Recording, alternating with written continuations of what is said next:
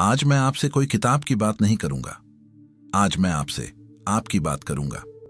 मैं उस चीज की बात करूंगा जो आपसे चीख चीख कर कह रही है कि तुम और भी बहुत कुछ कर सकते हो, लेकिन आप उसे सुन नहीं पा रहे। क्यों? क्योंकि दुनिया के शोर ने, समाज के नियमों ने और आपके अपने डर ने उस आवाज को दबा दिया है। आज मैं आपको एक कहानी सुनाने जा रहा हूं, एक सच्ची कहानी।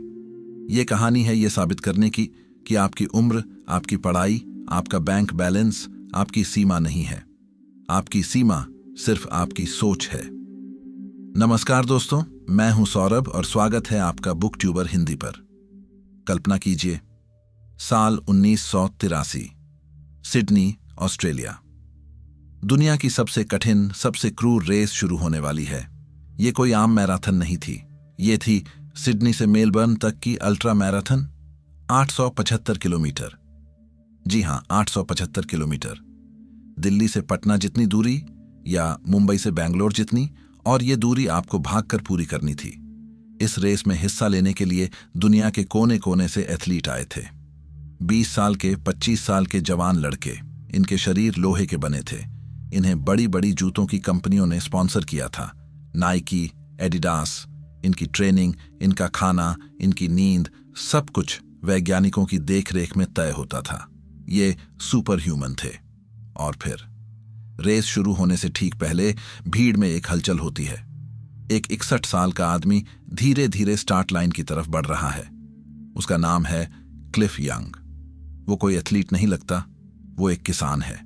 उसने एथलीट वाले कपड़े नहीं पहने हैं, उसने काम करने वाले कपड़े पहने हैं। और पैरों में रेसिंग वाले जूते नहीं हैं। उसके पैरों में रबर के सस्ते बूट हैं, वही बूट जो वो अपने खेत में भेड़ों को चराते वक्त पहनता था। जब पत्रकारों ने उसे देखा तो वो मजाक उड़ाने लगे। एक ने माइक बढ़ाकर पूछा, अरे बाबा, आप यहां क्या कर रहे हैं? क्या आप रास्ता भटक गए हैं? क्लिफ यंग ने बड़ी मासूमियत से जवाब दिया, नहीं, मैं यहां दौड़ने आया हूं। सब हंसने लगे। आप 61 साल की उम्र में 875 किलोमीटर? आप मजाक कर रहे हैं। क्लिफ ने कहा, नहीं, मैं एक किसान हूं। हमारे पास 2000 एकड़ जमीन है और 2000 भेड़ें हैं। जब तूफान आता है तो मुझे अपनी भेड़ों को इकट्ठा करने के लिए निकलना पड़ता है। मैं कभी कभी 2 दिन, 3 दिन तक लगातार दौड़ता रहता हूं। मैं उन्हें दौड़कर पकड़ता हूं। मुझे लगता है मैं ये कर सकता हूं। प्रेस वाले हंसते रहे। बाकी एथलीट उसे देखकर मुंह बिचका रहे थे।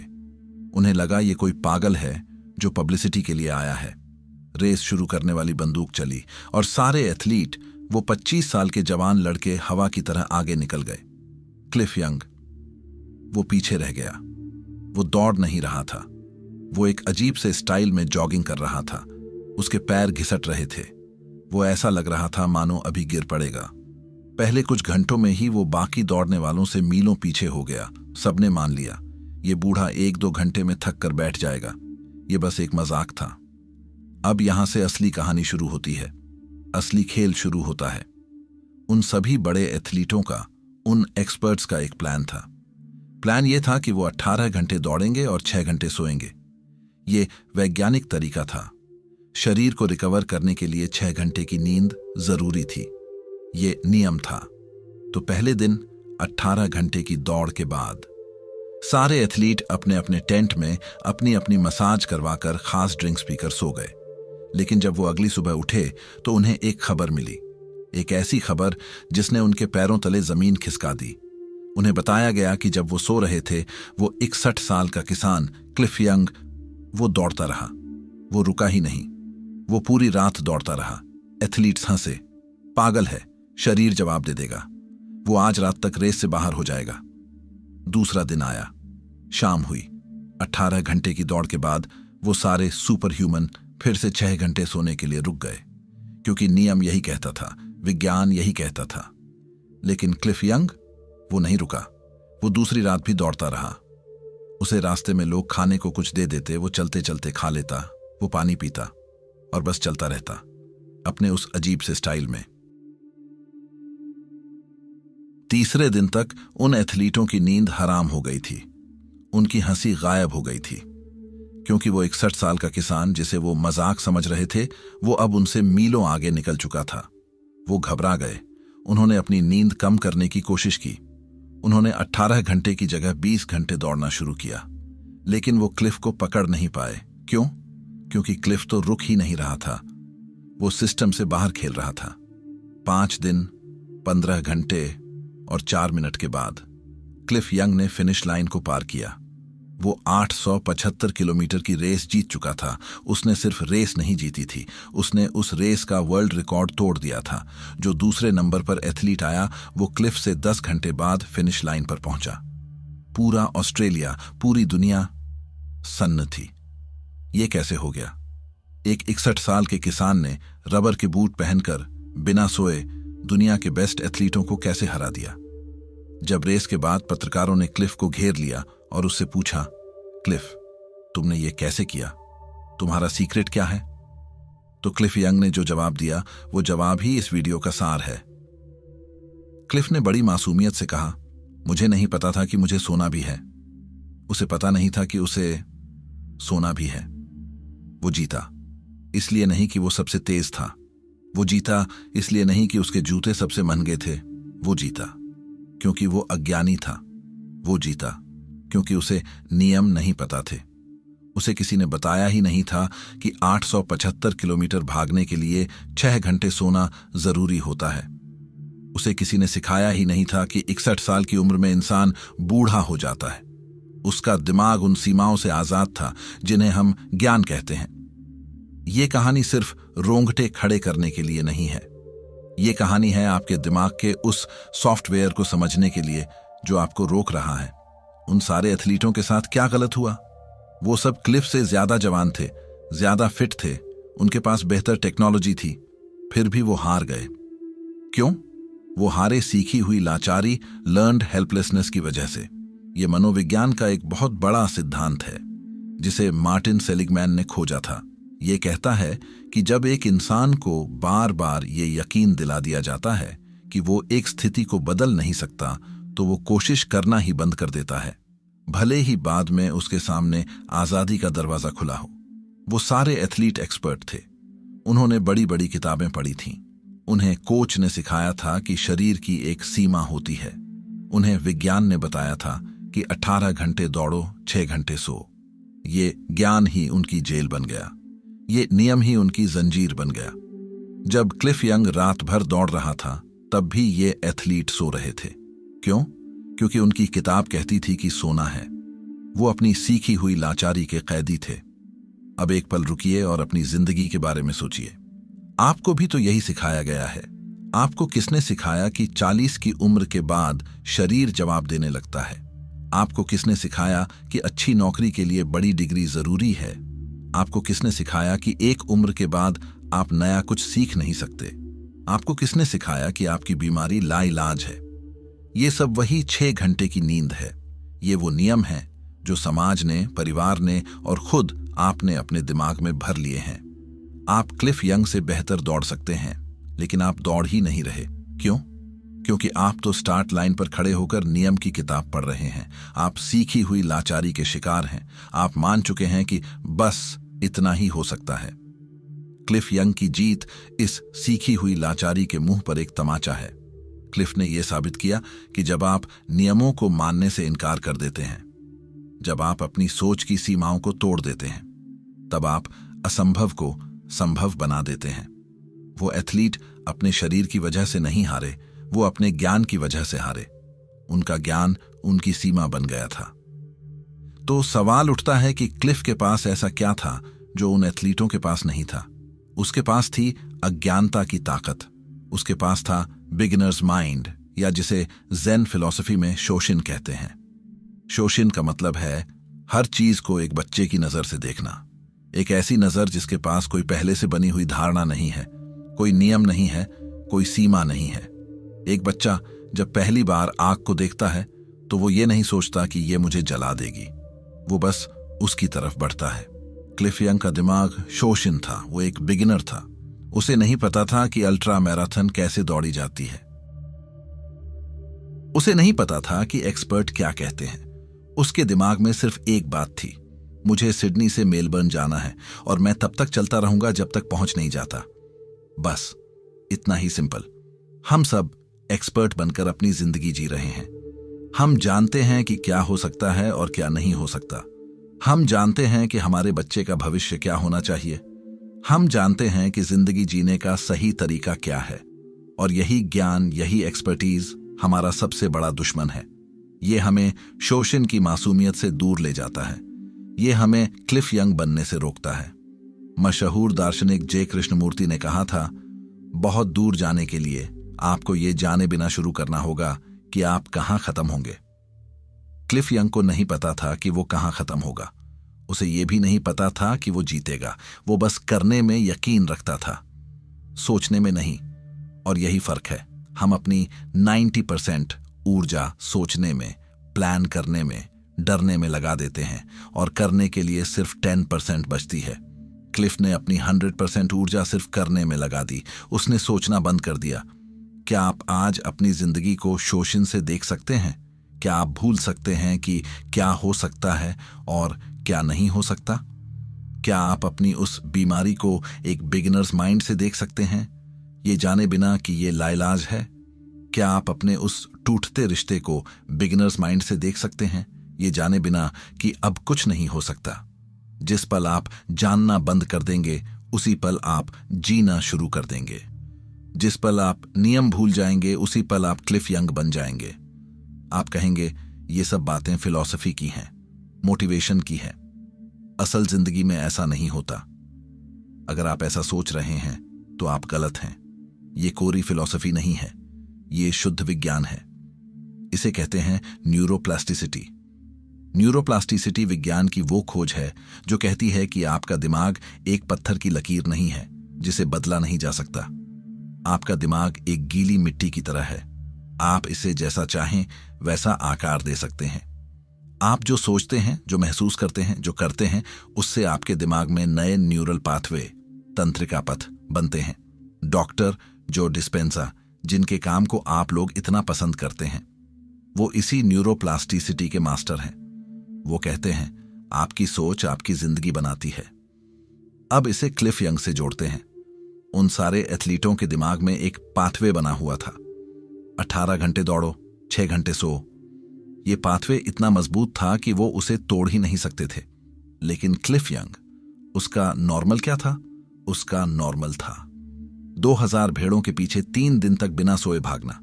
ये काम वो 40 सालों से कर रहा था। उसके दिमाग ने इस असंभव काम को संभव बनाने के लिए खुद को रीवायर कर लिया था। उसके दिमाग के लिए 3 दिन बिना सोए रहना नॉर्मल था। तो जब वो 875 किलोमीटर की रेस में आया तो उसका दिमाग उन एथलीटों के दिमाग से बिल्कुल अलग ऑपरेट कर रहा था। जहां उन एथलीटों का दिमाग 18 घंटे बाद शटडाउन सिग्नल दे रहा था, क्योंकि उन्हें यही सिखाया गया था, वहीं क्लिफ का दिमाग कह रहा था, अरे ये तो मेरे रोज के काम से भी आसान है। यहां तो सड़क बनी हुई है, खेत में भी नहीं भागना। आपकी सच्चाई वो नहीं है जो दुनिया कहती है। आपकी सच्चाई वो है जो आपका दिमाग मानने के लिए तैयार हो जाता है। डॉक्टर जो डिस्पेंजा एक बड़ी कमाल की बात कहते हैं। वो कहते हैं अगर आपकी सोच, आपके विचार आपको बीमार कर सकते हैं तो आपके विचार आपको ठीक भी कर सकते हैं। आपकी जो बीमारी है, आपका जो डिप्रेशन है, आपकी जो गरीबी है, वो आपकी पहचान नहीं है। वो सिर्फ एक न्यूरल पाथवे है जो सालों से इस्तेमाल होते होते मजबूत हो गया है। आप सीख गए हैं बीमार रहना, आप सीख गए हैं गरीब रहना, लेकिन न्यूरोप्लास्टिसिटी कहती है कि आप इस पाथवे को बदल सकते हैं। आप एक नया पाथवे बना सकते हैं। आप स्वस्थ रहना सीख सकते हैं। आप अमीर होना सीख सकते हैं। क्लिफ यंग ने 61 साल की उम्र में दुनिया को ये नहीं दिखाया कि कैसे दौड़ा जाता है। उसने दुनिया को ये दिखाया कि कैसे सोचा जाता है। उसने अपने दिमाग को ये यकीन दिला दिया था कि वो रुकने के लिए नहीं बना है, और उसका शरीर, उसकी 61 साल की उम्र, उसकी रबर के बूट, किसी की हिम्मत नहीं हुई कि उसके दिमाग के फैसले के खिलाफ जा सके। आपका दिमाग आपका मालिक नहीं है, आप अपने दिमाग के मालिक हैं। आज ही फैसला कीजिए। आप अपने दिमाग को क्या सिखाना चाहते हैं? 6 घंटे सोकर हारना या लगातार दौड़कर जीतना? क्लिफ यंग की कहानी का एक और गहरा मनोवैज्ञानिक पहलू है, वो है फ्लो स्टेट। फ्लो को महान मनोवैज्ञानिक मिहाई चिक्सेंटमिहाई ने दुनिया के सामने रखा। फ्लो वो मानसिक अवस्था है जब आप किसी काम में इतने डूब जाते हैं कि आपको समय का, आपको अपनी भूख प्यास का, यहां तक कि आपको खुद का भी एहसास नहीं रहता। आप और आपका काम एक हो जाते हैं। जब एक पेंटर पेंटिंग करते हुए खो जाता है, वो फ्लो में है। जब एक संगीतकार अपने संगीत में डूब जाता है, वो फ्लो में है। जब सचिन तेंदुलकर बैटिंग करते थे तो वो फ्लो में होते थे। क्लिफ यंग उन 5 दिनों के लिए फ्लो की चरम अवस्था में था। वो दौड़ नहीं रहा था, वो दौड़ बन गया था। वो सारे एथलीट क्या कर रहे थे, वो सोच रहे थे। वो अपनी घड़ी देख रहे थे, वो अपनी हार्ट रेट देख रहे थे। वो हिसाब लगा रहे थे, मैं कितना पीछे हूं, वो कितना आगे है, मुझे कितना पानी पीना है। वो सोच की जेल में कैद थे और क्लिफ वो बस कर रहा था। वो न जीत के बारे में सोच रहा था, न हार के बारे में। वो न दर्द के बारे में सोच रहा था, न आराम के बारे में। वो बस बह रहा था, वो प्रवाह में था। महान दार्शनिक लाओ त्सु ने कहा है, जो जीवन के प्रवाह के साथ बहते हैं वे जानते हैं कि उन्हें किसी और बल की आवश्यकता नहीं है। क्लिफ यंग किसी बल का इस्तेमाल नहीं कर रहा था, वो प्रवाह का हिस्सा बन गया था। आप अपनी जिंदगी जी नहीं रहे हैं, आप अपनी जिंदगी सोच रहे हैं। हर पल हिसाब किताब। ये करूंगा तो क्या मिलेगा, ये नहीं करूंगा तो क्या खो दूंगा, लोग क्या कहेंगे, मैं थक गया हूं। जिस पल आप ये हिसाब किताब बंद कर देंगे, उसी पल फ्लो शुरू हो जाएगा। फ्लो की अवस्था में शरीर की सीमाएं टूट जाती हैं। फ्लो की अवस्था में 61 साल का शरीर 21 साल के शरीर को हरा देता है। आप अपने काम में फ्लो कैसे ला सकते हैं? उस काम को काम की तरह मत कीजिए, उसे एक खेल की तरह कीजिए। उसे जीतने या हारने के लिए मत कीजिए, उसे सिर्फ करने के लिए कीजिए। बच्चे जब खेलते हैं तो वो फ्लो में होते हैं। उन्हें न भूख लगती है न प्यास, वो बस खेल बन जाते हैं। क्या आप अपनी जिंदगी को एक खेल बना सकते हैं? क्या आप हिसाब किताब का कैलकुलेटर फेंक सकते हैं? अगर हां, तो आप भी उस फ्लो को महसूस कर पाएंगे जिसमें क्लिफ यंग 5 दिन तक बहता रहा। वो फ्लो जो आपको आपकी सीमाओं के पार ले जाता है। कहानी अभी खत्म नहीं हुई है। जब क्लिफ यंग फिनिश लाइन पर पहुंचा तो उसे बताया गया कि इस रेस को जीतने का इनाम $10,000 है। 1983 में $10,000 बहुत बड़ी रकम होती थी। क्लिफ यंग हैरान हो गया। उसने कहा, इनाम? मुझे तो पता ही नहीं था कि इसके पैसे भी मिलेंगे। मैं तो बस दौड़ने आया था। और फिर उसने वो किया जिसने उसे विजेता से लेजेंड बना दिया। उसने वो $10,000 का इनाम लेने से इनकार कर दिया। उसने कहा, मैंने पैसे के लिए नहीं दौड़ा। और उसने वो सारा इनाम बाकी के 5 दौड़ने वालों में बराबर बांट दिया।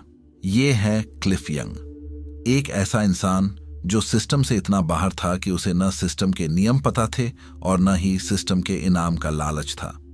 ये कहानी सिर्फ माइंड पावर की नहीं है, ये कहानी मकसद, पर्पस की है।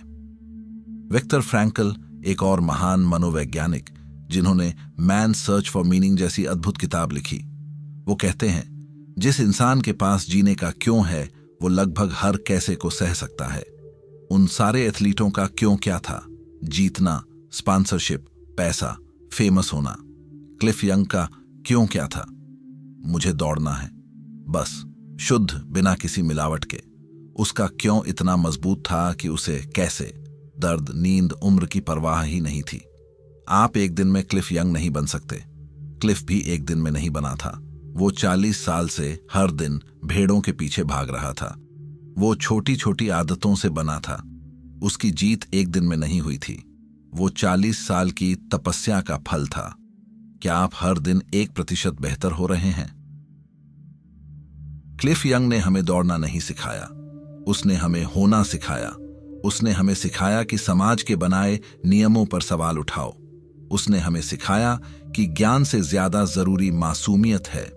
उसने हमें सिखाया कि आपका दिमाग आपकी उम्र से ज्यादा ताकतवर है।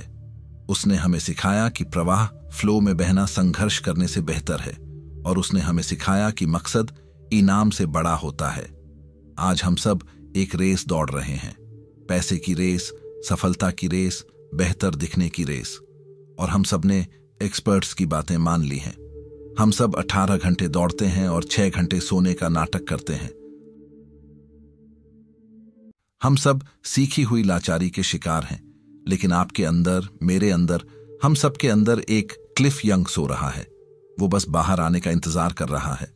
वो बस इस बात का इंतजार कर रहा है कि आप उसे नियमों की किताब देना बंद कर दें। वो आपसे कह रहा है, भूल जाओ कि तुम्हारी उम्र क्या है। वो आपसे कह रहा है, भूल जाओ कि तुम्हारे पास डिग्री है या नहीं। वो आपसे कह रहा है, बस दौड़ना शुरू करो। क्लिफ यंग ने दुनिया को नहीं हराया, उसने सीमाओं के विचार को हराया। वो तेज नहीं था, वो आजाद था। असली दौड़ सिडनी से मेलबर्न की नहीं है। असली दौड़ आपके दो कानों के बीच, आपके दिमाग के अंदर है। ये दौड़ है डर और विश्वास के बीच। ये दौड़ है नियमों और आजादी के बीच। ये दौड़ है सीखी हुई लाचारी और क्लिफ यंग के बीच। आज, अभी, इसी पल अपनी दौड़ शुरू कीजिए। अपने रबर के बूट पहनिए और उन सब एक्सपर्ट्स को गलत साबित कर दीजिए जो कहते हैं कि ये नहीं हो सकता।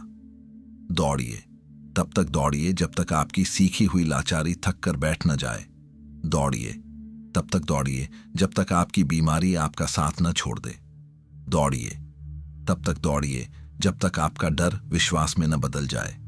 और हां, इस बार सोना मत। धन्यवाद।